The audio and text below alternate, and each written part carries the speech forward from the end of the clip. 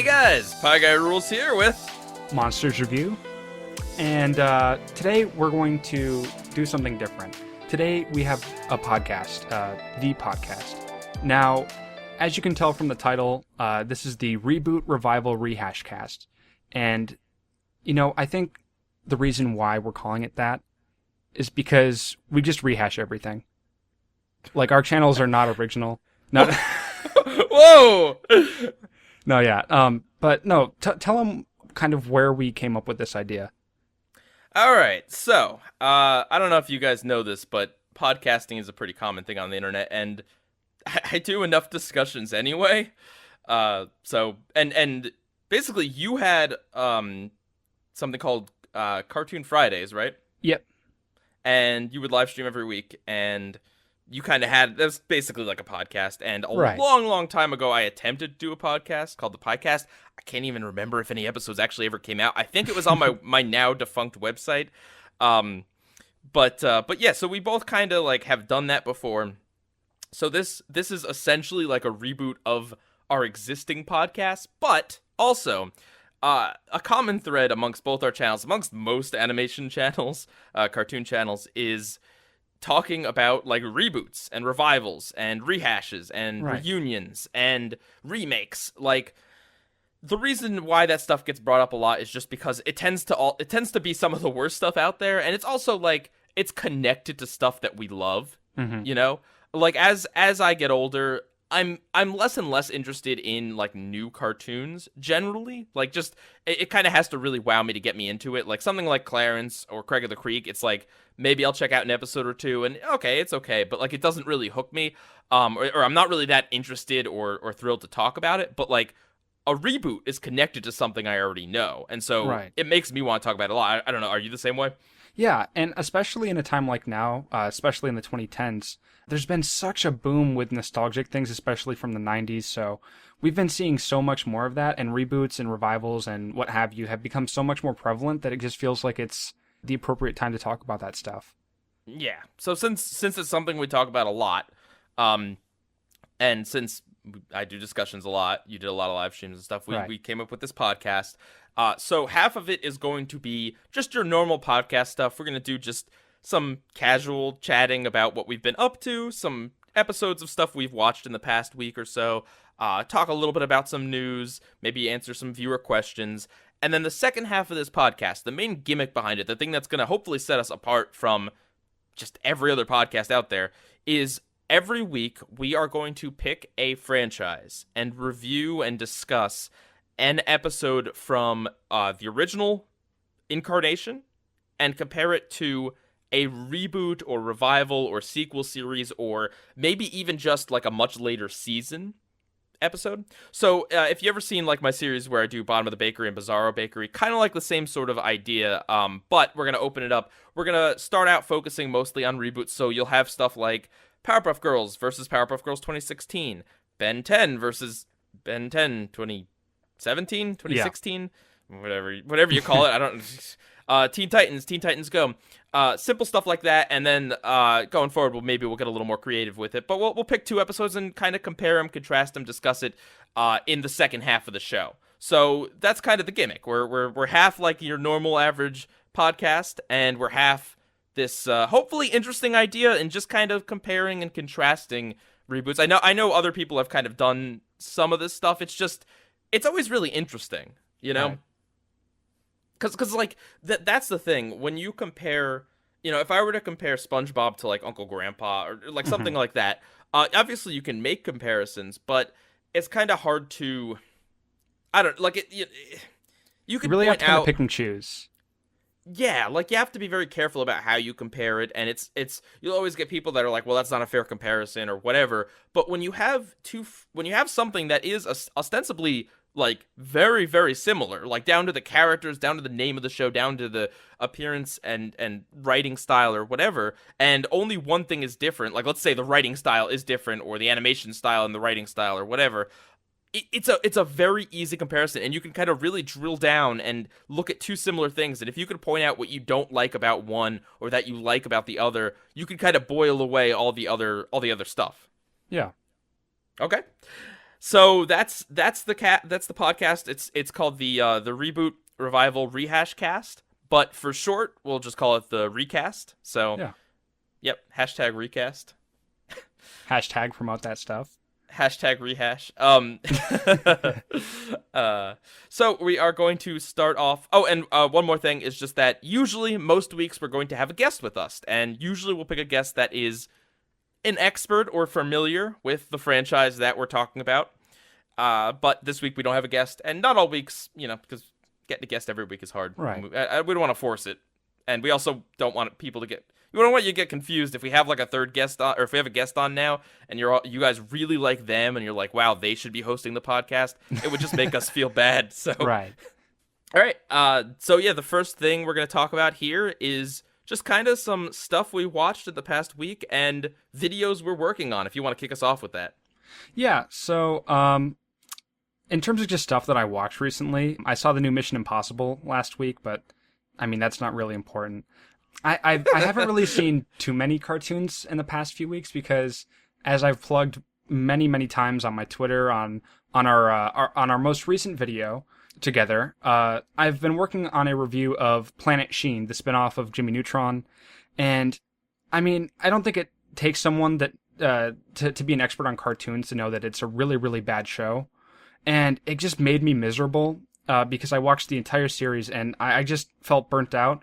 But recently I did pop in the DVD of Mad, and the 2011 series, and it basically it's like Robot Chicken for kids, and I watched an episode of that and I really liked it. What was your favorite bit in the episode? So I watched one and it was called Ugly, and it's like a play on words of Glee, like the singing show, but. One bit that I loved that they kept bringing back in that show was like they would try to do these elaborate things, but the principal kept barging in and saying that they didn't have enough money and they kept having budget cuts. So so they'd start this extravagant thing, but then the principal would pop in like, we don't have enough money in the budget for that. Oh. Yeah. So it was, yeah. And I really don't think a lot of people remember that series often. Like, I obviously spend a lot of time looking back at how other people are talking about cartoons and nostalgic things and cartoons of the past, but I really don't see too many people talk about this cartoon. So, yeah, I have it on DVD, and it was cool revisiting it. I didn't even know they made a DVD. Was it? It's just like a random episodes? No, it's season 1, part 1, but I think they have a season 1, part 2 as well. Okay. Yeah, Mad was a show that I did review, and I enjoyed it for what it was. I didn't think it was, it's kind of like disposable entertainment. When you do sketch based stuff, it's typically not going to be the sort of thing that is going to be funny time and time again. Very rare sketches are, but if it can make you laugh and surprise you the first time, that's kind of the value in those shows. And that's probably why the show didn't get too much rerun time on Cartoon Network after it was over. But it was one of those shows that did fall into that like just post Adventure Time and regular show window that like 2011, 2012 had a rebranding of Cartoon Network, and it didn't really fit too much with what the network was doing, and it really doesn't fit now. Although like Cartoon Network tried also around that time, Incredible Crew, was it called? That's another skit based thing, but it's very different. Yeah. But I don't know, it's kind of tough to have just like one of those shows without having maybe something to pair it with, or like a good lineup with it. I think it aired on like Har Har Thursdays, I think was the stupid block that they were calling it at the time. But yeah. No, cool. Yeah, like I really do think that more people should kind of go back and look at it because it's kid friendly, but it still manages to be funny and clever and incorporate a lot of really obscure pop culture references. And the thing is, the episodes are short, but they have like multiple sketches in each episode, so it's very fast paced as well. And there's a lot of really weird things that they do. Occasionally they'll use a lot of gross out humor. Like I remember there was one episode where there was just like this teenage kid that had a ton of acne, and he was standing in front of a mirror, and he popped a zit, and just like stuff started like pouring out of it, and like he basically flooded his bathroom with those juices. I guess that's a weird word to use. I'm sure this sounds way worse describing it. No, but it was so they do a lot of weird things, but yeah, Matt's cool. Yeah. and of course, if you Google it or whatever, there was like an adult sketch show called Mad TV, and of course, it's Yeah. based on an old comic book, an old magazine, comedy magazine. So we're talking specifically about the Cartoon Network show Mad. Yeah. All right, so okay, so as you mentioned, we did a discussion fairly recently about the Teen Titans movie, Trouble in Tokyo. It was a joke. Like, yes, the mislead was there. I released it on the same day that the Teen Titans Go movie came out, but like, if you know anything about me, I'm nothing but a stickler for my titles. So just titling it Teen Titans movie should have been enough of a tell. But like, some people seem to get upset, and I'm sure like I'm kind of overreacting a little bit, but like, because the upvote to downvote ratio is still way upvotes, but Right. but yeah, I mean, we intended to do it just kind of as a little lighthearted joke. A lot of more serious stuff has been happening on my channel, and we wanted to kind of take it back and take a look at something that neither of us had seen in ages, and Yeah. you know, I've always kind of tried to use Teen Titans Go as a springboard to talk about the original Teen Titans, if nothing else good can come out of that show. As Teen Titans Go very often uses the original Teen Titans as a springboard, like they did in their movie, which I won't say the spoiler, but it's there. So anyway, we did that discussion, and since then, I've been rewatching Teen Titans, and I've mentioned this in so many videos recently I've made. But it's true. I've just been like rewatching through it. I just today finished it, all 5 seasons. I didn't rewatch Trouble in Tokyo, because that's not on Cartoon Network's website. But yeah, I saw it, and I mean, hey, maybe there's a reason why I've been watching through Teen Titans. Maybe there's a reason why I keep mentioning it in my videos. I don't know. Maybe there's something there. But I did want to mention something that we kind of talked about like very briefly in Trouble in Tokyo, at least in the intro segment of that discussion where we were being misleading. The episode Things Change, the last episode of the show. Yep. This one gets a lot of ire, and like there's been theories and there's been stuff said about like why the creators did it. I believe the official explanation is that it was not meant to be a cliffhanger, that it was a statement about how open-ended life is and you don't always get answers. Right. And I think like the cool thing about that episode is that a lot of episodes that are like bad or controversial they're just like they're not funny, or they're really stupid, or like they do something. Things Change isn't liked because it attempts, and I'll say attempts, to do something more mature than a lot of kids shows, a lot of teen shows, a lot of superhero shows would do in intentionally giving you an unsatisfying conclusion. I don't want to get too much into it because I'll probably be talking about this episode at some point in the future again, but it's interesting. I like Tara because as a character, she ultimately doesn't get a happy ending necessarily. Like Things Change is kind of a happy ending for her if you prescribe that is her. I'm pretty sure it's her. She moves ice in the episode, which is kind of a rock, I guess. But like you know, she doesn't just get like a happy ending where she goes off with the Titans and whatever, or like she does her time in jail and then she goes off with the Titans or whatever. It's you know, for a long time it's presumed not even dead, because I mean, hey, dead characters come back in that show, but just left in limbo, like her character was in that gray area. Her fate is in that gray area. And I like that. I mean, honestly, I'll say that her character is kind of a cooler version of Lapis from Steven Universe, in that Lapis ultimately gets presumably gets a happy ending at this point. She gets redeemed, she gets saved, she gets helped. Tara doesn't. Tara is, and even in this episode, it just really plays with it. It's like, we don't even get a confirmation that it is her. It's assumed so, and I'm pretty sure it's her, but like, I don't know, it's complex, it's interesting, it's different, and I would say my biggest gripe with it, and I do want to watch it again, and I do kind of want to, like I said, I want to give it its own time to discuss it, but I wanted to bring it up because we talked a little bit shade on it.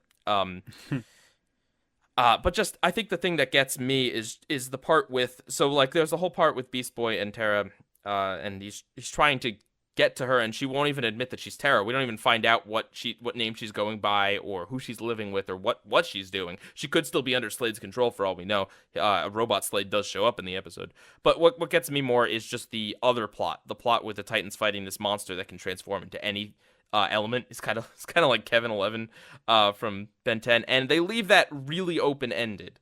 And that's kind of what's annoying, because like the Terra thing, I get it. Like that's the point of her character, is ultimately that, you know what, you don't always get a happy ending. You don't always get confirmation that someone is okay. Like you don't, sometimes people just drift out of your life, and that's that. That's really mature, and that's really tough, and that's part of what Things Change, or that's mostly what Things Change is about. But at the same time, the Titans fighting this monster that they don't end up defeating or losing to, it's just left in limbo, and it's like the story goes on stuff, and that's just annoying. Honestly, Right. it's just left hanging. The Terra stuff had a point that served its point as a metaphor, but like I feel like, honestly, even if that monster had like thrashed the Titans in a final battle, and that's the last we see of the Teen Titans, like, their fate hangs in the balance or something like that, that would probably be better than just kind of this like Robin calls Beast Boy to come help them, and Beast Boy leaves to do that. Right. And I think that aggravates the outcry for a season 6 too, because I mean the show had a decent run of 5 seasons and a movie, so I think that maybe if there was a bit more of a conclusion that offered more closure and resolution, then maybe it wouldn't be as massive. But there's so many people that are still rallying for a season 6, and maybe that's just because the finale was so open ended. I mean, I guess, but to be fair, the episode right before it Titans Together, that's a pretty solid conclusion, Yeah. which brings back every teen hero pretty much in the series, and like pretty much every villain in the series. Yeah. So I mean, yeah, but anyway, it's an interesting episode. I will give it that. I'm still kind of unsure of where I fall on it, but I don't think it's an episode that should be just kind of tossed aside and been like, well, this is a bad episode, or this was a dumb episode, like I've done in the past. I don't think that's being fair to a pretty complex episode. Mm-hmm. So that's what I've got. Ready to move on to news? Sure. All right. So we have selected one news article this week, and it's from Cartoon Brew. There'll be a link down in the description. And basically, this article, there's kind of like two things to it. It's talking a little bit about Disney's new streaming service, which we've heard just like, we just keep hearing. We know it's coming.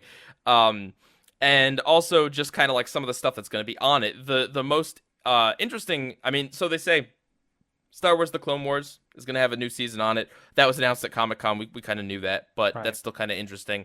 Lady and the Tramp is getting a live-action movie that's going to be on there, and it's like, okay, well, there's so many classic Disney movies that have gotten live-action adaptations, it's not really surprising. What surprises me is Monsters, Inc. is going to be getting a TV show? Yeah. What? What? To give background, Pixar did, Pixar didn't do, but a spin-off of a Pixar movie is Buzz Lightyear of Star Command, but that was not the Buzz from Toy Story. It was the character Buzz Lightyear from Buzz Lightyear of Star Command. Like the fictional Buzz. Yeah. So, that's kind of far-ish removed. It was like a little wink-wink way of making an animated series without having to do CG or whatever. That's I don't know. It could be cool. Like, there's definitely potential in the Monsters, Inc. universe to do things. But, like, it just raises a lot of questions about, like, well, is it going to be artistically held up? I don't know. Does Pixar, like, when we already live in a world with Planes spin-off movies, like, do we just have to accept that this is just the world we live in, where these weird offshoots are going to happen, and they might be good, they might be horrendously bad. It doesn't really affect the main things, but it's still kind of always associated with it now. Right, and I feel like with Monsters, Inc., it's such a vibrant world, and the world itself is kind of built around the monsters.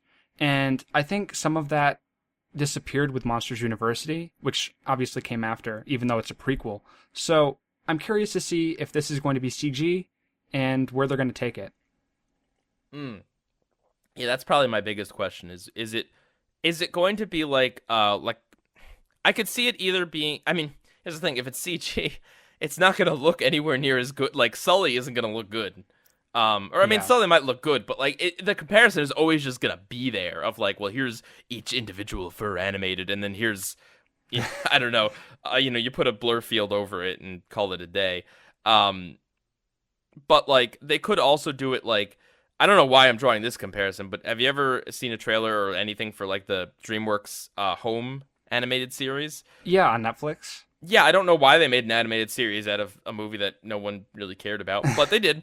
Where it's just kind of this kind of stylized animation. Like I could maybe see Monsters Inc. going with something like that, where it's this 2D animation that I don't know, is kind of really vibrant, like reflects the style and tone of the CG, but isn't just like a one-to-one translation necessarily. Like Mike might have like slightly different spikes or like you know what I mean, like takes a little artistic license. I think maybe that would be the way to go, honestly. Well, that's the Um, question too. Is it going to be around Mike and Sully, or is it going to be completely new monsters that they focus on? oh, it's just gonna be about Boo living her normal life, wishing she could go back to the monster world. Yeah. Um, that's She's a good like, question. people think she's schizophrenic because she keeps thinking that there's people behind her door, but like she's just like an adult. She just has like PTSD nightmares about Yeah. giant monsters. There's people. No, there's not. No, there's not.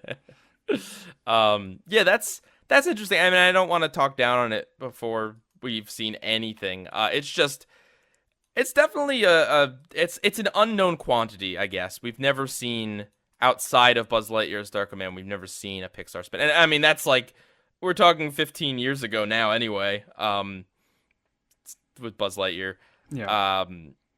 And why Monsters Inc., I wonder, is the thing. At least why is this going to be an initiative where it is a lot of, because I mean, you go back 10 years and every Disney movie has a TV show based on it. Lilo and Stitch, the series, Emperor's New School, Tangled.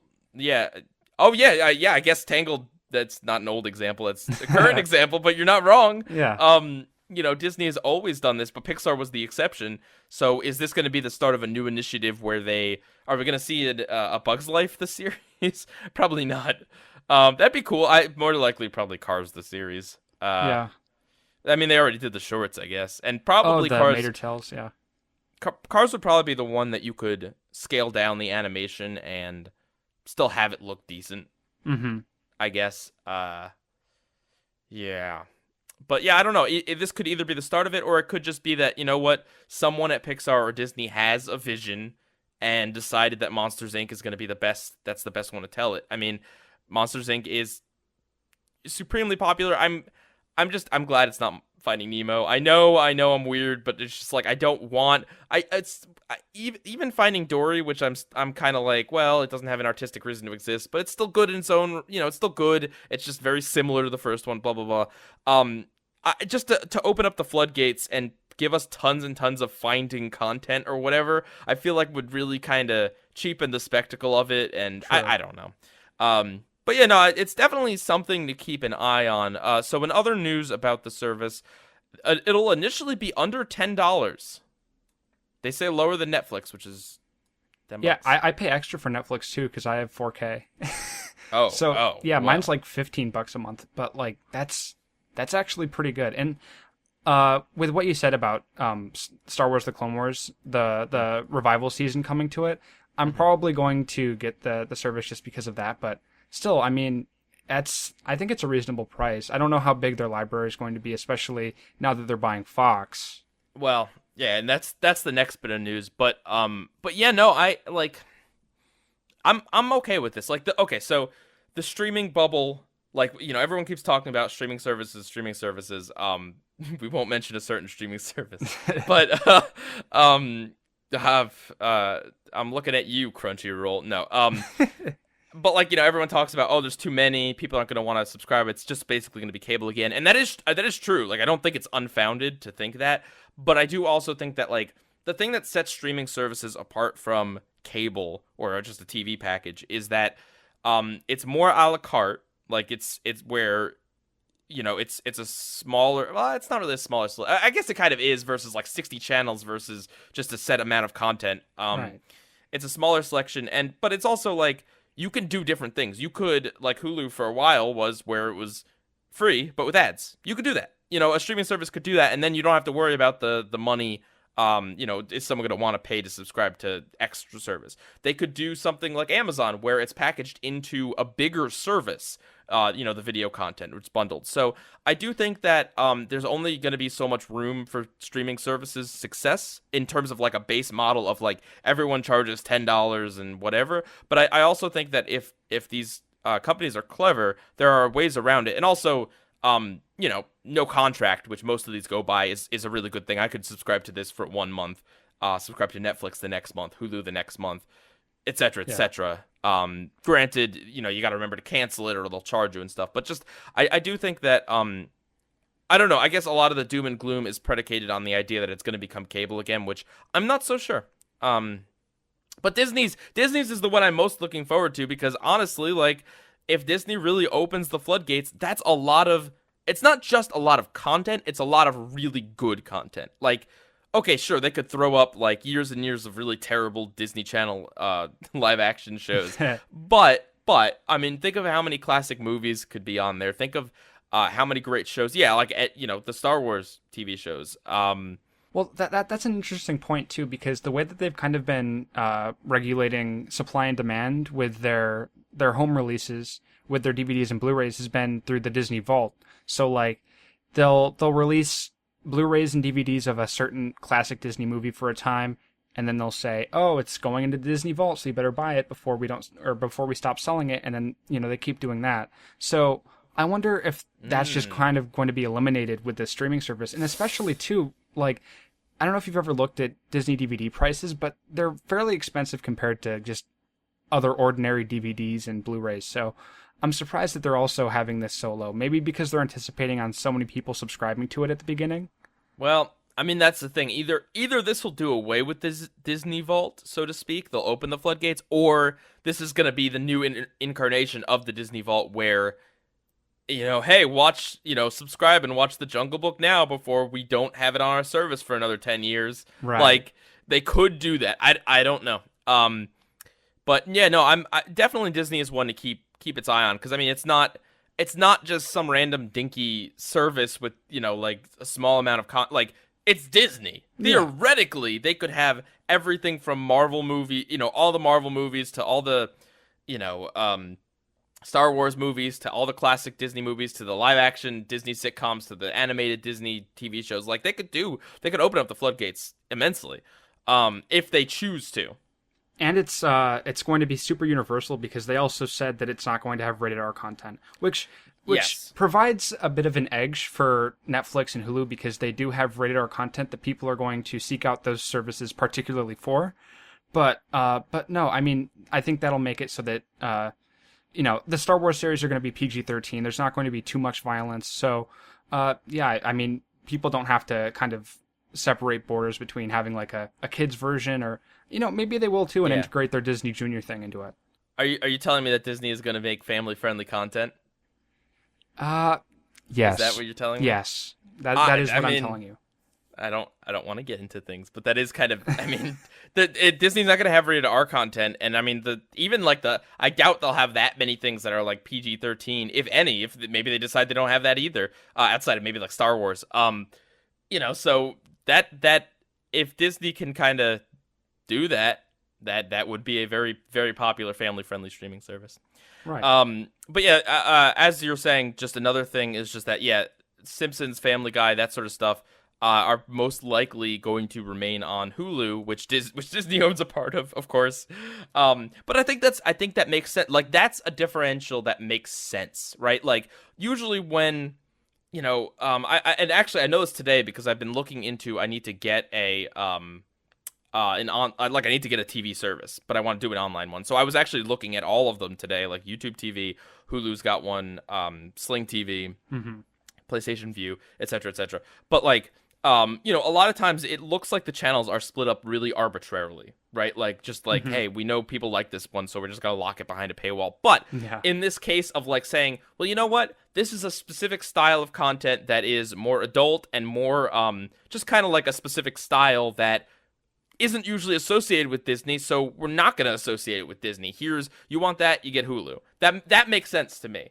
And I mean, Disney could be very clever. Disney could, a Marvel streaming service where it's, let's say it's a $2, $3 add-on to the Disney service, right? If you have the Disney streaming service, it's only a few bucks more, and then you get every every Marvel Cinematic Universe movie, because here's the thing, there's getting to be like, 25-ish of them, so people are gonna need a way to see these movies, right? The latest ones are on Netflix, but they don't stay on Netflix. So, even just throwing only those movies on there, you'd probably still see a decent amount of people subscribing for that. But if you throw in, maybe like Deadpool and non-Marvel cinematic, but still Marvel movies, you do that sort of thing. Maybe you have the cartoons. I don't know if they do that because I don't know how much they really want to blend like the adult and the kids or whatever. Yeah. But that's just like one option that you could do, and that would get them more money, and that makes sense to splinter it off in that way versus just having an arbitrary split.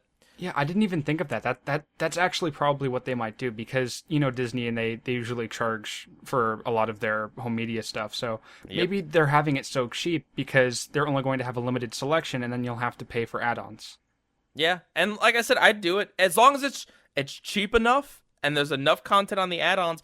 Theoretically, like, I know this is kind of like dystopian here, but theoretically, I could cancel Hulu and Netflix and literally only watch Disney material for my entertainment, not for my YouTube channel, obviously, but just like for my own entertainment. If they opened up the floodgates enough, there's enough Disney stuff between Marvel, between the animated movies, between the animated cartoons, 21st between all that Century stuff. Fox. Yeah, there's enough that Disney owns now that I could be comfortable watching, or maybe not me, I guess not me, but like your average viewer, that's enough content that's all they'd ever really need in life. And again, that's really scary that you get all your entertainment from one provider, but still, like realistically, if Disney opened it up, they could kill. They could kill the other services, or at least make it the Netflix. Like, Netflix is right now the one that it's like, well, everyone has Netflix. Like, some people have Hulu, some people have YouTube Premium, some people have this and that, but everyone has Netflix. Netflix is like the base one that, whatever. Disney could become that, right? That's if they're smart, and I mean, Disney's a smart company. I mean, it was probably tough for Netflix at first because, I mean, sure, they had like the whole the DVD service, but like Netflix kind of had to build their own momentum. But everybody knows Disney. Like, Disney is a name brand. Everybody recognizes the Mickey Mouse ears and everything, and they've been around for like 100 years. So there's no taking down Disney. I think, I mean, realistically, you could even get people, like older people that don't know what a Netflix is. If you tell them, if you tell them, hey, if you get this, kids will be able to watch, Lady and the Tramp and whatever. You'll be able to watch.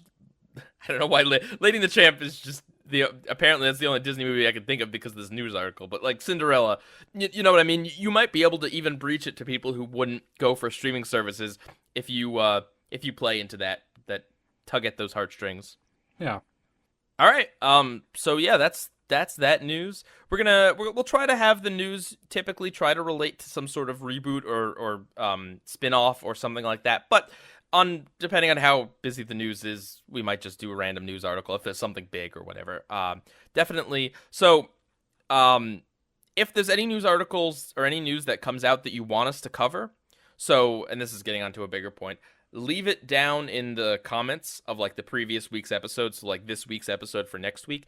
At some point in the future, we will probably set up like a Discord or organize like a hashtag on Twitter or a Tumblr or something, because or something, yeah, because we want viewer submissions for news. I mean, that's one of them. That's not a huge thing. We can find our own news if we need to. But the next thing we want to do is every week we want to do 1 or 2 viewer questions. So ask some questions down there. If they relate to reboots, that's cool. If they don't, that's okay too. We might still pick them.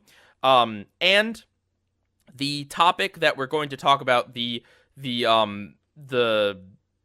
shows that we're going to be comparing reboot to original, we want to get people's feedback. We want to make this a collaborative thing where we're going to give you the name of next week's episodes, and we want you to watch those episodes and have a discussion along with us. Post your thoughts in the comments and get ready for that. But anyway, that's up in a few minutes. Right now, we've got the viewer questions. Since right now we are the only viewers of this podcast because it does not exist before we upload it, we each came up with a question for, I guess, ourselves to answer, and each other.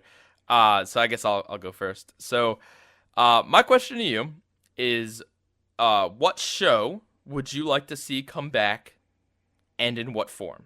Like a reboot, a revival, a TV movie reboot? Is there any specific show? Is there any specific show that you want to see back? As I drop my mouse. I'd like to see my mouse come back for a reboot.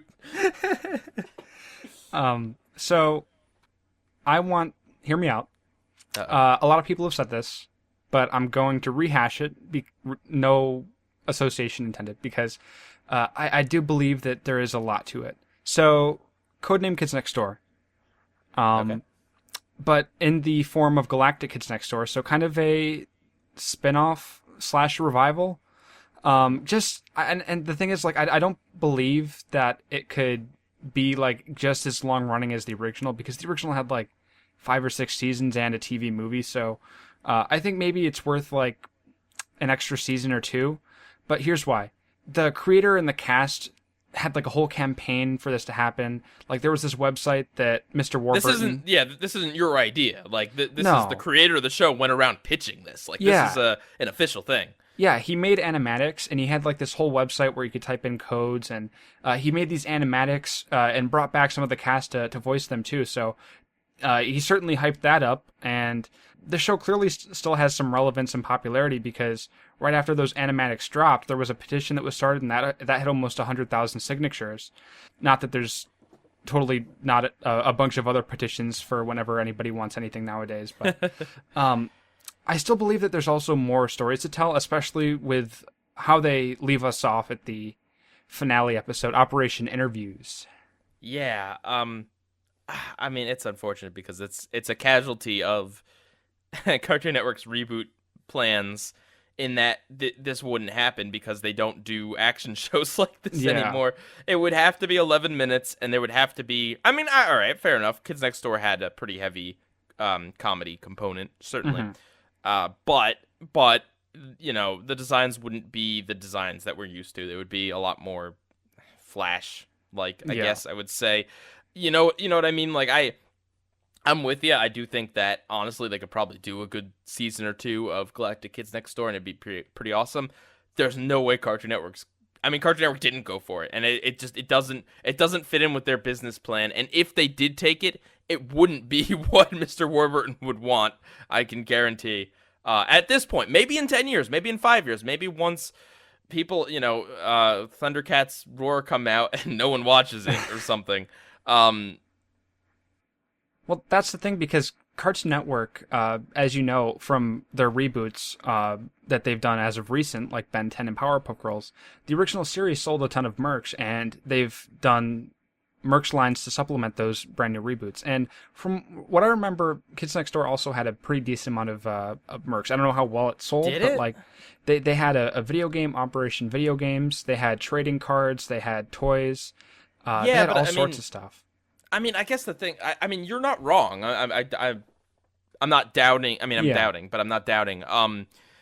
It's just, like, when I think of, like, marketable franchises, like, the reason why Powerpuff Girls and Ben 10 kind of come out is just because, like, you can have plushes of the Powerpuff Girls. You can have plushes of the Ben 10 aliens. And it's not just, like, the plushes. It's, like, you can have figures. You can have just a whole line of products with those very simple designs plastered over everything. Whereas with Kid Next Door, all the stuff they definitely did have, but you're not gonna find like a #1 plush. You know what I mean? Like, you won't find like a wood plank gun that they sell at stores. A 2x4 technology gun. I don't know. If Cartoon Network was going with Nickelodeon right now, if they were doing that, Kids Next Door, at least Galactic Kids Next Door would be a TV movie. Mm-hmm. Definitely. If Cartoon Network kind of like went that route. And maybe they will. Maybe if their ratings are going down and not a lot of people saw their Teen Titans go to the movie. So I don't know. Maybe they'll pivot, or maybe they'll just completely say like, all right, never any more reboots ever again. I Well, don't know. back in like 2014 or 2015, whenever that whole campaign happened that Mr. Warburton was doing, I'm pretty sure I did read somewhere. I think it was maybe on his blog, but I think he did say that he tried pitching it to Cartoon Network and they did say no. So, not even if they just it caught their attention and because if they really did think that this would end up somewhere, then they would have straight up gone for it. Hmm. Yeah, I mean, I don't know. Maybe, I mean, if he did pitch it, and I believe he did, maybe that'll be something that's in some executive's mind Yeah, at some point in the future. And Adult Swim. I, Could you imagine Kids Next Door on Adult God, Swim?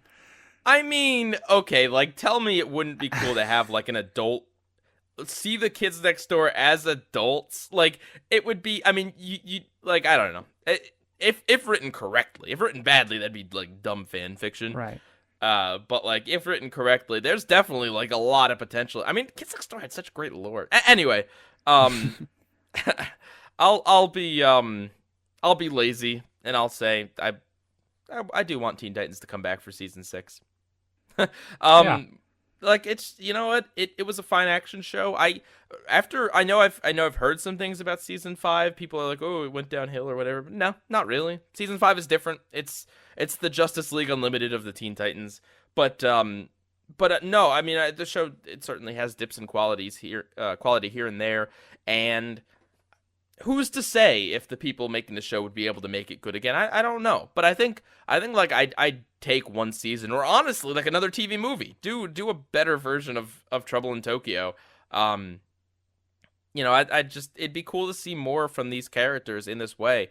Or the sequel series that's not Teen Titans Go, but like an actual sequel series where they're adults or something. I don't know, but Yeah. seeing as this is most likely going to happen anyway.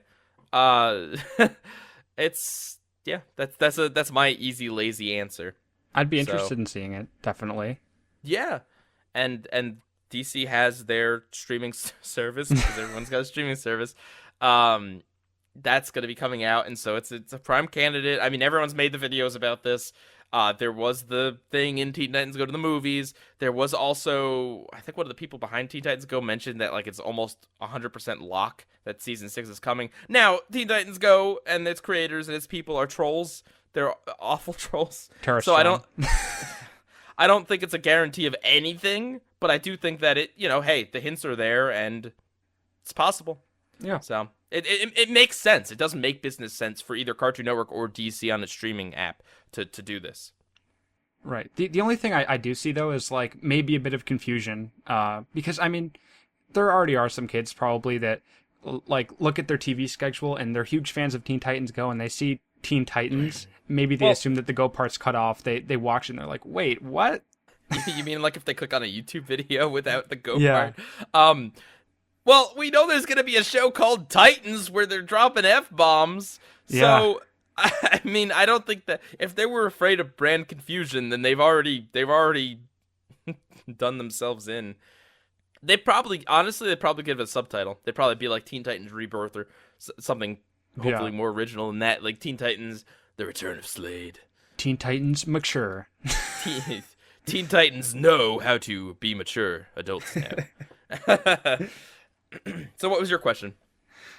So for the most part, people usually have more faith and respect in revivals over reboots because revivals are more or less a continuation of what came before it, and they also, for the most part, also have the original cast and crew.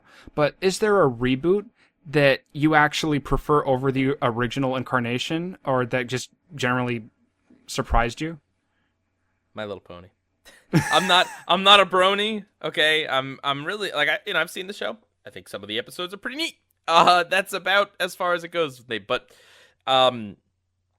yeah, no, I mean, even people that hate the show or hate its fans or whatever, like, it, I mean, like you can't look at the original or really any other version of it and say anything but like, oh, okay, they made this for what they think little girls want to watch, which is just these fat, ugly-looking Ponies, um, prancing around in a flower field. Like, yeah, no, Yeah.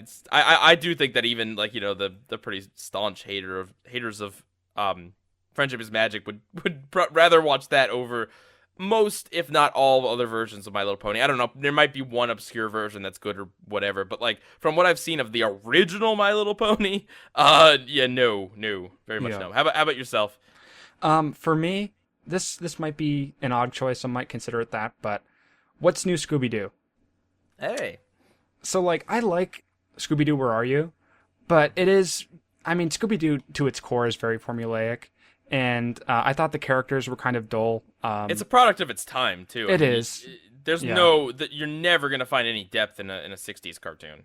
I That's don't true. think. And I think that kind of goes for a lot of those Hanna-Barbera cartoons at the time. But what's new Scooby-Doo, I think, makes the characters feel more real, more grounded, and I think that they did a great job at adapting them to a more modern setting. Mhm. And I really haven't seen too many other Scooby-Doo remakes beyond that. Like, I did watch a little bit of Mystery Incorporated, but I don't remember it too much. And I didn't get to see the Be Cool Scooby-Doo, which looked like Family Guy, but Well, everyone says that, but it was decently funny. was But decent? it wasn't. Yeah, from the one episode I saw. But yeah, all right. That's a good pick. I have not seen What's New Scooby-Doo in probably 10 years, but I watched a lot of it when I was younger. It's trail leads back to you. Yeah. Yeah, that's an unusual pick, and that definitely I didn't think about that, but that might be a candidate for our segment coming up. We do an episode of What's New Scooby-Doo compared to the original. there's got to be some parallel episodes. Right. Surely the Creeper Yeah. has to show up at some point in some other version of Scooby-Doo. Yeah. Jeepers. Am I right? Zoinks! Can't see a thing without my glasses. I don't know why I said that like mildly seductively, but Oh, Can't see a thing without my glasses. that's how Johnny Bravo heard it in Ooh, that. mama. Oh man. All right. So, we're about to start our little discussion here, and we haven't revealed what these episodes are, because these are going to be interesting. But before we do, we wanted to announce next week's episodes. So, next week we are going to be having Shadow Streak on. All right, Yeah. he reviews shows, mostly one, and if he's gonna be talking about the Ben 10 reboot. No, we're gonna do a comparison of the Powerpuff Girls original episode, Twisted Sister, the one with Bunny, the purple Powerpuff Girl, and we're going to compare it to Blister Sister, which definitely sounds very pleasant, right? Right. And that is the third part of the Power of Four special. Now, I'm gonna be watching all of the Power of Four special just for preparation for this and maybe for another video.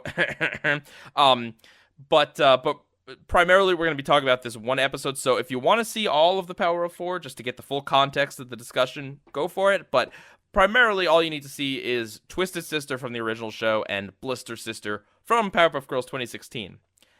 So, monsters. When you think reboots, all right, when you want to launch a podcast about reboots, what is the reboot that no one on this planet has ever spoken about? The new Wacky Races. No. Oh, I mean, you're not wrong not if wrong. I was being serious. No, yeah, no. The one that absolutely zero people talk about is Teen Titans Go. Yep. I feel like this is like a Who's Line sketch here. Like, Yeah. all right, Wayne Brady, sing us a song about Teen Titans Go. It sucks. No.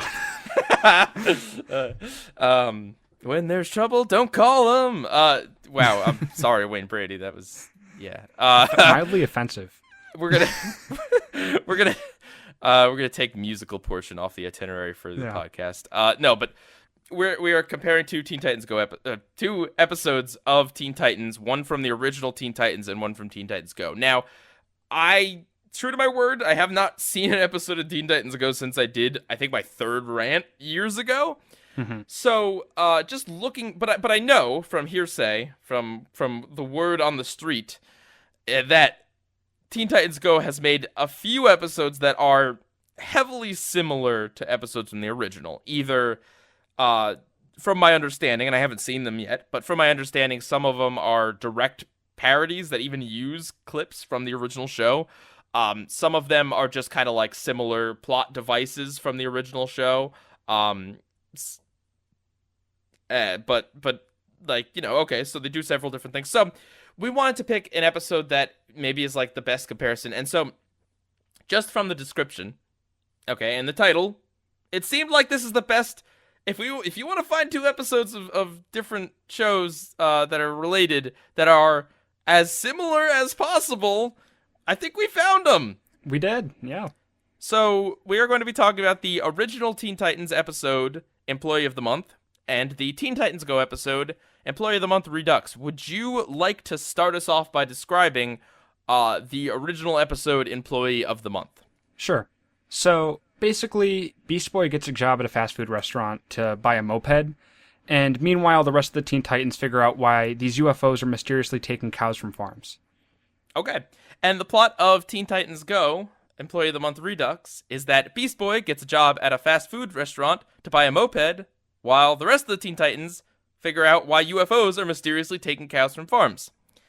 Now, hey, you could describe episodes like this, right? You could describe episodes that mostly have nothing to do with each other, but like the same basic plot. Right. You could be vague, you could be misleading, you could say it like that. Employee of the Month Redux is a word for word, almost like exactly word for word, 11-minute reanimated remake of the Teen Titans episode Employee of the Month. Yeah, the original is 22 minutes.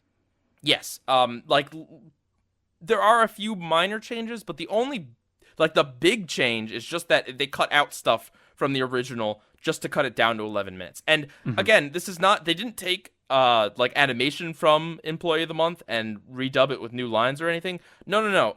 They took the original lines, had the cast say them again. Okay, at least for Beast Boy, because Beast Boy's voice is a little different in Teen Titans Go. They had them say it again, but they're the exact same lines, right? There's a few minor differences, but in sections, it's in exact same lines. They use the exact same jokes. They use the exact same set pieces and almost shots even. It's just they literally remade an episode, and I googled it because like surely there had to be a reason for this, right? Like this has to be a joke, okay? Teen Titans Go is known for making its like just over the top trolly insane jokes, but like there's no punchline. If it is a joke, it's a terrible joke. Yeah. Because the only thing about Employee of the Month Redux that like is a parody or a joke on the original is that Starfire has a line at the end where she's like, "It seems strangely familiar." That's it. That's the only acknowledgement. I don't know about you, but I watched this whole episode I went into it thinking like, all right, they're gonna make fun of the Teen Titans episode, or they're gonna take it in a different way. Maybe they're gonna make it 100% serious, because I got news for you. The original Teen Titans had a number of really, really goofy episodes, and this is one of them. Yeah. Yes. I thought maybe they were gonna parody it by making it serious, like, or maybe even taking it and showing fans like, hey, listen, Teen Titans wasn't that serious. Lighten up, or whatever. Like, another take that at the critics. But no, there's no purpose to this. We'll talk about the episodes, but just, yeah, this has to be stated. Like you said, yeah, this is, a lot of the dialogue is so similar. There's this one block where the Titans go to visit Beast Boy at his job at the fast food restaurant, and Cyborg says a line, something along the lines of, "I'll get 3 number 4s, 2 number 3s, and 1 number 2 and a Diet Coke." And then Starfire says, like, "What variation of meat are they using?" And then Beast Boy says, "It's a trade secret." And they recreate that entire thing. Yep.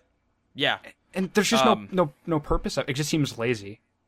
That's the thing. Ultimately, so going back to that video I did, the third Teen Titans Go rant, I looked at some interviews, and in one they mentioned something about how they had like 3 days to write an episode, or something, like the due date for the writing portion was 3 days, and they just kind of threw something together. That has to have been what happened here. Mm-hmm. And I also have quotes. I'm just gonna read these quotes because these quotes never get old. Horvath says, "Yeah, that's fair to say." And then Jelinek, I don't know how to say their names, but One thing we both despise borrowing comedy. We see that all the time. People taking comedy from other shows, putting it in their show and passing it off as their own. Animation is the worst offender. and then later, our goal is to actually do something new and interesting. Occasionally we do steal, subconsciously mostly. Sure, subconscious. They literally stole this episode. I'm sorry. Like, I know it's the same franchise or whatever, but like, they just stole it. And along with the story, it's the jokes. It's not even like it's the same story with different jokes. Literally, like the joke about here, let's see. Mooyah, right? Where Cyborg's in a robot cow and says Mooyah. That's stolen from the original episode. The fact that there's meat French fries, which is in that exchange that you mentioned, same joke from the original. Yeah. The manager guy getting Beast Boy's name wrong, same joke as in the original. The big punchline at the end of the episode where Cyborg eats the tofu, the tofu alien guy, same exact punchline. Starfire has where they discover inside the spaceship is the cows, and Starfire is like, "Don't you disrespect the cow people from Zerbalon 7 or whatever random nonsense word she says." That's the same joke as in the original, and it's just, if you watch these two episodes side by side as I did, and I assume you did too, it's just like I don't even know what to say. I mean, it's baffling. It's lazy. It's only lazy. It's not like when you remake something. Okay, usually there's a reason, right? Like, maybe the core message stuck with you, but you didn't like a certain element about it, or like, hey, it was made in the 50s and the video quality on it is not good. You want to make something that kids today will want to watch because, you know, everyone likes really clean looking video and stuff. You know, or maybe something was in a comic book and you wanted to adapt it to a cartoon, or maybe something was in a kid's show and you want to adapt it to an adult show. Like, there's reasons to adapt things. There's no reason to adapt an episode that was already, like, in HD, by the way, even though it was made in, like, 2004 or 5, that was in HD, is 10 years old, but not that old, features the same voice cast, the same lines, and like, that's another thing, is that when you adapt, usually, you know, sometimes it is a direct adaptation, but usually if it's a direct adaptation, it's not going from the same medium to the same medium. That doesn't make any sense. Right. Well, another thing too is when you want to remake something, shouldn't you have the mindset of wanting to improve upon or make something better than the original? Yeah. I feel like that wasn't there with this. The only thing you could say that improves on, and I mean, this is a super subjective point, is just that it's 11 minutes, which, you know, hey, if you've got things to do, I guess is an improvement. The 22-minute version is better, I think. Not just because it was the first version, but also, you lose a lot of the subtlety and kind of horror elements that the original had when you cut it down, because that's ultimately the stuff that gets left out. The original reminded me of and I don't mean to sound like I'm trying to boast my film knowledge here, but there's a 70s movie called Soylent Green. It's got Charlton Heston in it, and basically it's where he's this detective, and this is like a dystopian future, and all humans are consuming this like plankton supplement called Soylent Green, and it's supposed to come from plankton in the ocean, but through a bunch of clues and throughout the movie, they slowly reveal that the Soylent Green that people are eating is actually human remains, and it's like this big reveal at the end, and I felt like they were definitely trying to pay homage to that a little bit with the original episode. Yeah, I could see it. A lot of cartoons like The Simpsons have done that with Soylent Green. Yeah. Yeah. All right. So yeah, we'll talk about let's talk about the original episode anyway, and then we could talk about the changes. But so, okay. Yeah, like I said, there's a number of episodes in the original show that are really kind of goofy, and this is one of them. Although I don't know, it's weird in a lot of ways, but it's also not quite as weird as like Bunny Raven or Revolution. Well, they do use the Japanese theme song, so right, but it's not an episode where a reality warper is present, because that happens a lot in those type of episodes. But so it's a coherent story. It's just it's very, very weird. But yeah, like it's still got elements of action, elements of comedy, elements of that what Teen Titans was kind of originally going for, where it's got like Beast Boy gets a job. Like that's an average teenage thing where your first job, where you don't like it, and the boss is weird, and you got to serve meat even though you're a vegetarian.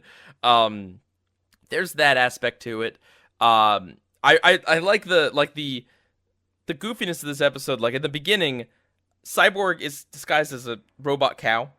Starfire and Robin are disguised as an old farmer couple. Beast Boy is a pig in the mud, and Raven is a scarecrow. So yeah, like the episode does not take itself seriously, but it still does tell a coherent, competent story. It doesn't use that silliness as an excuse to just be dumb, I guess. Yeah, like other things is that like they have guest actors for the episode. You'll recognize Beast Boy's boss very quickly as Tom Kane, Professor Utonium. And then the tofu guy, Nufu, the source, is Rob Paulson, Carl Weezer, among a lot of other cartoon characters. And that that's something that stands out pretty nicely about the episode. And then there's the horror elements where, so this is mostly seen with Beast Boy's boss, who is Bob, made out of the tofu. And in the back, you see him making tofu out of parts of his body, like melting it. Yeah. He also just has this like vacant stare the whole time, and he never talks really to Beast Boy. He just kind of talks at him, always calling him the wrong name, which is funny, but it's also very creepy. Yeah, you kind of like, because they don't show because Bob's in the back where he quote unquote makes the burgers and the meat, but they don't show it until later on in the episode, so it really does kind of leave it, in your mind, like what's back there. Mm-hmm. And I mean, the episode I think it does a good job at kind of disguising that the two plots are connected. Now, I think, if you're paying attention, it should be kind of obvious that there's a connection there. And, I mean, it's not like it's like 100% well hidden or anything, but there's enough of a mislead there that like, I think on first watch, you'll get a little bit surprised. And I mean, definitely just the extent of the weirdness, because it's like, okay, aliens are kidnapping cows, like that's apparent from the beginning, but like just the whole plot about it being about tofu and that the meat is the tofu guy, and it's a part of his plan to just like take over the planet and then destroy the planet. and the cows are just the power supply; they're not the actual source of meat. Right. Yeah, that's a good mislead too. And also just that, yeah, when Cyborg busts open the pod, it's just a cow in there. Like, it's just like, what is going on? And also the episode does a good job of distracting you with, like, Beast Boy's desire for this moped, which, like, man, that pulls at my heartstrings, because they never, like a lot of things on this show, they never explain where the Titans get the money for, like, any of their cool gadgets and stuff. Mm-hmm. But, yeah, Robin gets to have just an endless supply of motorcycles that he, like, ditches mid-battle, and I'm sure are destroyed, and he has to buy a new one or make a new one or whatever. Where they get all the parts for this, but inexplicably, poor Beast Boy can't afford a moped, because he can run fast. And then when he finally gets it and saves the day and everything, it breaks. Yeah, it's like, man. But hey, saving the day is its own reward, I guess. Yeah. But they make Beast Boy very sympathetic, and like to the point where this is something that's not present in the reboots version, but in this one he does go to several different jobs, and he tries his best. It's not like he just turns to this meat job that he knows he's gonna hate. He tries to go to jobs that he thinks he'll like, and at the end of the day, he wants this moped so badly that he'll even go to something that he hates and that he like kind of morally stands against, because he is half those animals. I guess not in this case, but to do it, and that's very noble and sympathetic. And it's like, he's got a goal, and yeah, it's a selfish goal of wanting something, but he's willing to work hard for it, and he's willing to put aside differences to try to work for it. I think that's very noble. I just want to bring up, there was so like there's different jobs that he tries out for, like to be a video game tester, and he ends up by trying to be a clown. But there's one in particular where he walks into someone's house and he basically pictures himself as like a cleaning service. And as he's like removing his hat and placing down dirt and getting out the vacuum cleaner, one of the residents of the house has his mouth open and he keeps like twitching his face, and I was dying at that. Yeah, that that was pretty good. And yeah, not to mention he tries to make balloon animals, but he just ends up doing the horrifying squeaking noise. Yeah. And it lampshades the fact that like he can turn into the animals, which is a much better trick than making balloon animals. Yeah, also, I don't know, this is unrelated to like everything. I mean, it's kind of part of the point that Robin can fly, but like Robin has a cool glider only in this episode. It's cool. It doesn't really, it's cool. I do want to say I loved the action in this episode. I mean, coming fresh off of Trouble in Tokyo, like I feel like the animation in this episode, and this might be a bit of a stretch, but I feel like it was on par, if not maybe even better, with the types of action animation that I saw in this versus Trouble in Tokyo, because there was all this variation in camera angles and perspective, and a lot of really cool wide shots and explosions. They fly through the city, and yeah, no, that's as someone who just watched the show, it's par for the course for Teen Titans. This is nothing like compared to some of the cool action scenes they pull off with the like 2-part finales and 3-part finales. But like, yeah, no, it's good, it's solid, and obviously I think it kind of goes without saying, but like Teen Titans Go doesn't try to, and definitely can't, just because of the style of animation, pull off as intricate or interesting fight scenes. They can't. Yeah. But I was also surprised at the lack of comedy in the Go episode, because like usually they focus almost entirely on comedy, but like there was actually some moments where it was like just plot and no comedy whatsoever. Well, that's the thing. Like, the original Employee of the Month is the funnier episode because, okay, I mean, and this is tough to say because obviously I saw that before I saw the Redux. I saw it as a kid. I saw it recently, and then I saw the Redux. But like, just so obviously I can't say for certain because I didn't get to watch Redux first, so I don't know which one is funnier just like out of context, because once I knew the jokes from one, it does take out a lot of the wind from the other, which is a problem when you're just adapting it straight. It's its own problem in the first place. But objectively, I think it's the original is funnier because it takes itself more seriously at times. You don't expect Cyborg to say "Mooyah," you know, like Starfire's like right after they, you know, it's an action scene, serious, and the pod, they open up the pod and then they see a cow, right, which is funny in and of itself that there's just a cow sitting in there by itself, and then Starfire's line about how it's the cow alien people. That's funny because it's a moment of just kind of like intrigue and questioning of what's going on in the story, and then they juxtapose it with just a goofy joke about cow aliens. Exactly. Whereas with Teen Titans Go, this is the type of humor that happens ad nauseum on the show. There's nothing to juxtapose it against. You come to expect it. Yeah. And in that way, because part of the Redux is following the story, so it isn't. I don't want to say it's not as funny as your average Teen Titans Go episode, because I bet you I'd still think it's funnier than your average Teen Titans Go episode, but it has less jokes than your average Teen Titans Go episode. So I would imagine to an audience that hadn't seen the original, that had just been familiar with Teen Titans Go, this episode would probably seem pretty boring. Yeah.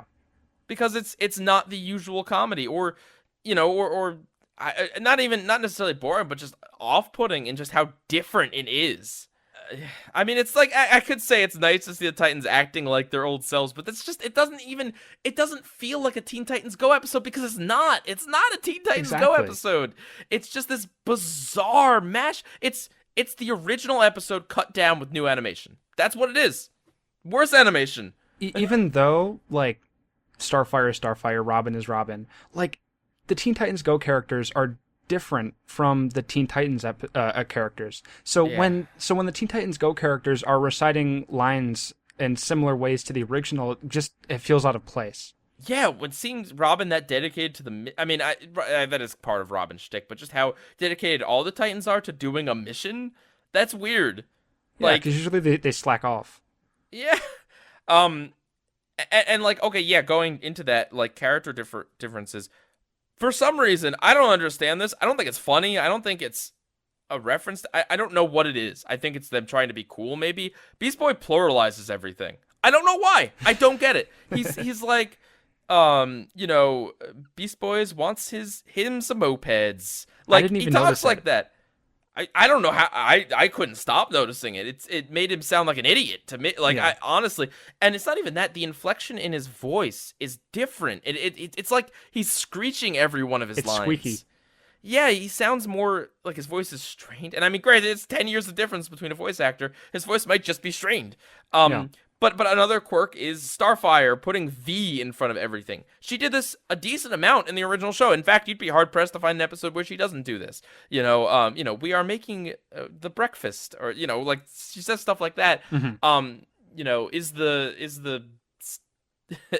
the Blackfire friendly? Well, she wouldn't say that, but no, she does that a decent amount. But in Teen Titans Go, she says it in like every line, and it's not funny, it's not quirky, it's just annoying. Like it's just, even when you have all like literally copying from the original show, it still feels like an inferior version, not just because it's a copy, but because of the minimal stylistic differences between the two are just awful.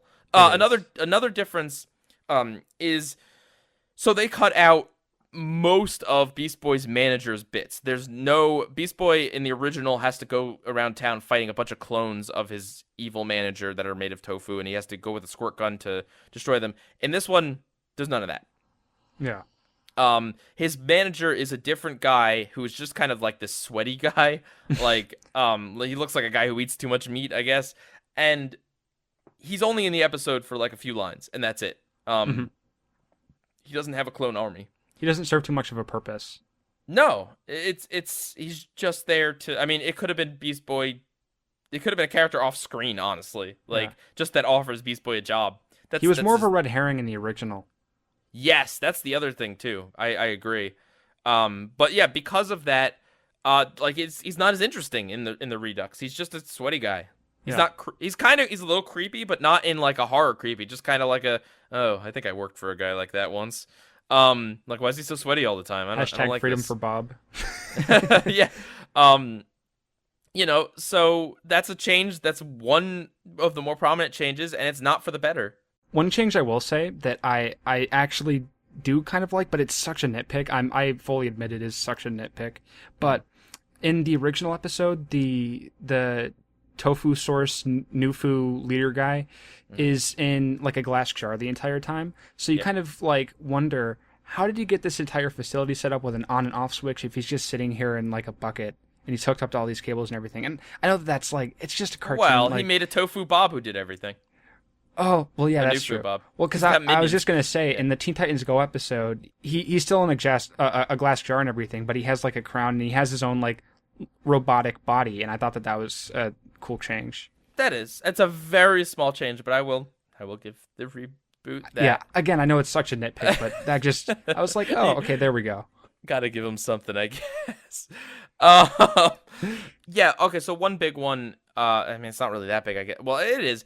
The moped breaks in the original version, and in the reboot, it doesn't, because, I don't know, Beast Boys, like all the Titans, get rewarded for being their immature babyish selves. But I do think that it is, I don't know, it's kind of like telling of Beast Boy as a hero, just that, like, he was willing to break, or have his moped break in the process of saving the day. The whole point of why he went to do all this stuff, it's like a Shaggy Dog story, basically. It's a punchline. It's not there in the original. The moped's fine. Instead, so one of the bigger jokes in both episodes is Cyborg ends up accidentally or unwittingly eating the source. He eats which is it's a cheat anyway, because like he hates tofu. In both series, he hates it. I mean, it's just a joke that he's hungry, got back from fighting crime, and lol, the source. That's how they get rid of him. It's funny in the original, even if it doesn't make that much sense, just because of how, like, oh, okay, they're ending the episode with Hero just eating one of the villains. Okay. And it's like set up where Beast Boy is explaining what happened to the other Titans. It's like just kind of like a recap ending scene, so you don't necessarily expect that punchline. Granted, when he's put in the fridge, you think maybe something's gonna happen. Beast Boy teases eating him earlier in the episode. But it's still kind of a shocking, like, swerve for the episode. Good joke, I think. I'm surprised that in the Go episode they didn't go for like a darker joke. Yeah, so like Cyborg. Well, hang on. Let me get to. Hang on. So yeah, the same joke is used in Go, but because Go is Go, Cyborg eating the villain is not a surprise or a joke or a twist. I mean, it's a joke, I guess, but it's like in a show where the characters once died of old age, it's like nothing like that is surprising. It just completely deflates it because of how the characters are. Anyway, say what you're gonna say.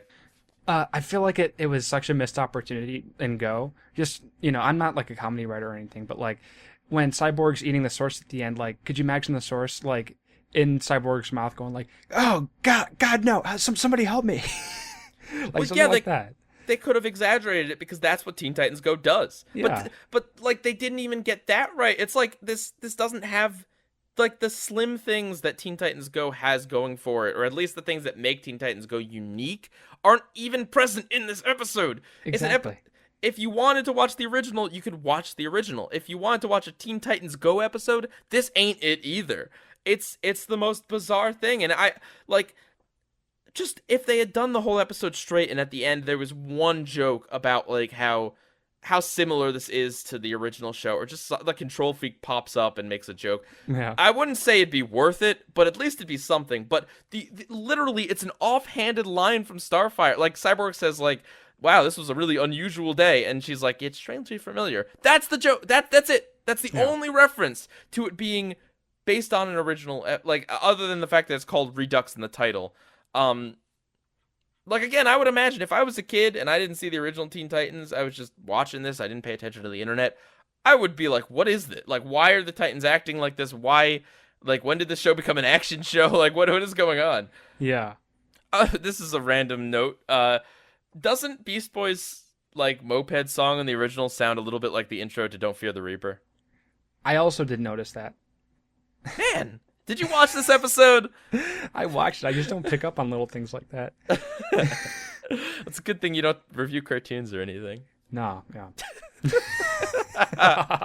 Oh man. Well, this was the last episode of the podcast. Monsters Review hates me now, so no. Picks up hat, walks out the door. Next week, it'll just be like me and Alpha J or someone. Yeah. We'll reboot it. Every week will be a reboot with a new other co-host. All right. So yeah, every week we're also gonna give a verdict as to whether the original or the reboot is better. I guess it's on the count of three. The original 1, is 2, better. 3. It sucks. The original is better. I will give the remake the credit of saying that if this wasn't a remake episode, like they didn't horribly botch the story. I guess they competently tell the story and they competently condense the story into 11 minutes. Mm-hmm. That's what I will say about it. It does not botch it. Its crime is just that it is an adaptation of something without any original flourish of its own, while stealing literally beat for beat everything from it, aside from the animation, I guess. Yeah. It just kind of makes me almost wonder why they didn't just why did they bother? How much money that goes into animation? How many people that dream of becoming an animator would kill for the chance to get 11 minutes of a professionally animated show that got to air on Cartoon Network? And yet this happened. I wonder who got writing credits on this episode for the remake. Yeah, imagine right? if they only credited new writers. I can guarantee you that's what happened. I'm gonna look it up right now. But no, probably, right? Like, I would not want that to be on my resume. Like a DVD featurette. Where'd you come up with the idea for the episode? Oh, so yeah, I was watching the original Teen Titans and I really dug this idea, so I pitched it to my boss and he said, yeah, let's just do it over again. So we did. It's just... Let's see, full credits. Directed by... Yeah, it's the people from the reboot. There's no mention. I don't know, maybe they got a special credit or something that I'm not seeing here. I mean, I wouldn't want a credit, but also I would feel like, I mean, they literally took lines. Like, it's not like they didn't rephrase that. Hey, listen, if Employee of the Month was your essay and Employee of the Month Redux was like my version of your essay, the teacher would say that it's plagiarism. Somebody needs to make that meme where it's You can copy my Yeah. homework, just don't do it word for word. And it's Employee of the Month versus Employee of the Month Redux. It's almost word for word, but with Yeah. Beast Boy pluralizing a few things and more these from Starfire. Yeah. Oh goodness. Yeah. So I don't know. I mean, it's like I can't even say like, hey, check out these episodes for yourself because I mean, I recommend checking out the original episode, but like, there's literally no point. Mhm. I mean, if you don't believe us, check it out. But like, you'd waste your time to watch both of these episodes. Yeah, it's not worth it. No. Um. And the 22-minute version is not a waste of time compared to the 11-minute version. No, absolutely not. I mean, like I said, it hey, it does condense it, and it's like if if you've only got 11 minutes and you really need to watch this, maybe you're going on a podcast and you don't have time to watch the 22-minute version. I don't know. Oh brother. All right, so to close out our podcast each week, we are going to play a little trivia game about either the show that we just talked about or maybe next week's show or maybe the previous week's show. Not quite sure, but since this week is all we got, we're going to do it about this week. Yeah. So this is a game I played with you the other night. Now, although we already played it, we did it at like 4 a.m, and you got most of these answers wrong anyway. So Yeah. we're gonna play it again. The game here is I'm gonna read episode descriptions from Wikipedia for Teen Titans Go and from the Teen Titans Wiki, because Wikipedia doesn't have descriptions on the main page. Teen Titans Wiki for the original Teen Titans. And basically, I'm going to read these descriptions, and you're going to have to tell me which show it came from. Now, I'm not going to alter these descriptions in any way. It's just the way that these are described by fans of the shows. All right? I do want to point out before we start that Teen Titans is one of my top 10 favorite series of all time, or a favorite cartoons of all time. I even put it in my video. I think it was number 7. But for the most part, I haven't watched it in a decade, so I am not very refreshed. And honestly, I feel like I might remember a little bit more Teen Titans Go than I will Teen Titans, but we'll see how it turns out. All right. Number 1. And feel free to play along at home. Number 1. When a crystal prism stolen from Dr. Light breaks in front of Raven, she is split into 5 versions of herself, and the rest of the Titans must find her copies, trap them in the fragments of the prism, and put her back together.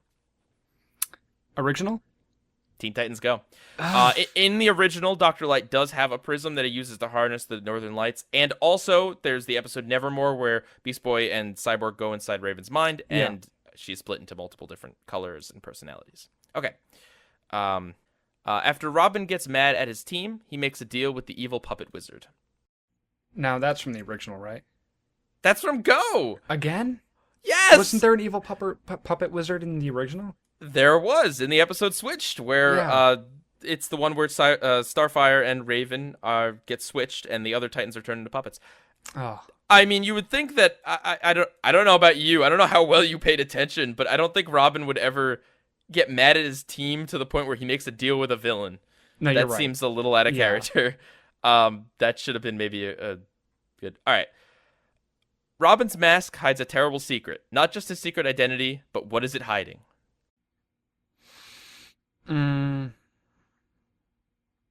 That one's really vague. Yep. It is. I will give Okay. you that. Hopefully this isn't a 3 for 3 in the wrong way, but I'm going to say the original again. Teen Titans No Go! way. Oh my god. Oh. You played this game the other night. Not all of these are the same questions, but yeah, I mean, there's an episode called Masks, but that's the one where he dons Red X's mask. Surprisingly, they never really make a big deal about how Robin always wears a mask, except for in Trouble in Tokyo, where he wears cool shades. Yeah. All right. The Hive Five are sick of the Titans always beating them, so they decide to take a day off and stay as far from the Teen Titans as possible, if they can. Does that go? Yes. Finally! Yeah, Man, finally. Fourth time is the charm. Yeah. There is an episode from the Hive Five's perspective in the original show. Mm-hmm. And it actually, they are far away from the Teen Titans, but Kid The Flash. giveaway for me was the vacation. Yeah. Yeah, Kid Flash gets to them there. All right, let's see. During a chase with the villain Johnny Rancid on the R-Cycle, Robin breaks his arm, the R-Cycle is wrecked, and Rancid gets away. Robin is blaming himself for Johnny Rancid's escape, when suddenly an interdimensional version of himself called Nos Yarg bursts from his skull. When Larry, the name the Titans decide to call him, breaks his magic finger, reality becomes distorted. Now that's the original. I remember that one. Yes, that is. Very Play on Dick weird. Grayson. Yes. Okay.